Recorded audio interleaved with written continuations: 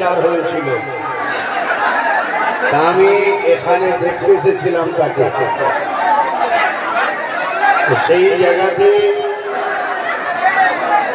যেভাবে আমার উপরে জালিমরা চড়াও হয়েছিল তা আপনাদের জানতে কারো বাকি না।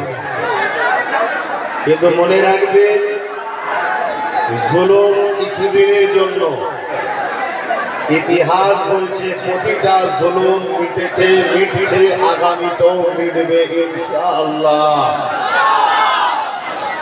কিন্তু হক সত্য নাই, যুগে যুগে ছিল, আছে, আগামীতেও থাকবে আলহামদুলিল্লাহ। তো যাই হোক, আজ এসেছে সংক্ষেপ সময়, মুহররমের চাঁদ, পবিত্র মুহররমের চাঁদ, ইমামে হোসাইন পাখির যে ত্যাগ, যে ধৈর্য,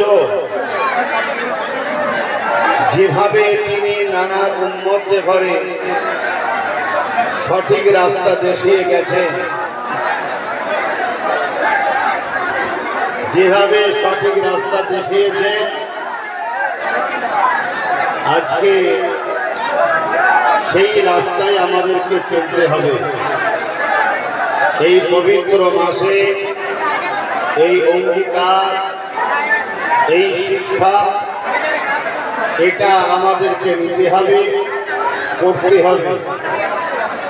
নচেত আমাদের সব আছে, এরপরও আমরা বিভিন্ন জায়গায় শোষিত, লাঞ্ছিত, বঞ্চিত, অপমানিত হচ্ছি।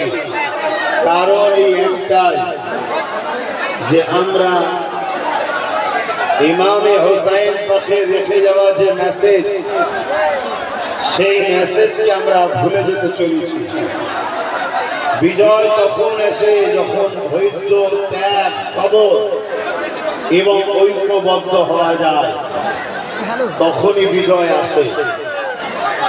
আজ আলহামদুলিল্লাহ আমরা যেভাবে ঐক্যবদ্ধ হয়েছি, ত্যাগ স্বীকার যদি করতে পারি, লোভ লালসা যদি না করি, ধৈর্য যদি ধরতে পারি, ইনশাআল্লাহ সর্ব জায়গাতেই আমরা কামিয়াব আগামী দিন হব ইনশাআল্লাহ। মনে রাখবেন, বিগত দিন অনেক মানুষ অনেক কিছু ভুল করেছে, অনেক অন্যায় করেছে। সেই অন্যায়কারী মানুষ যার কাছে অন্যায় করেছে, যদি তার কাছে ক্ষমা চায়, সে যদি মাফ করে দেয়, আমার মাফ করতে কোনো আপত্তি নাই।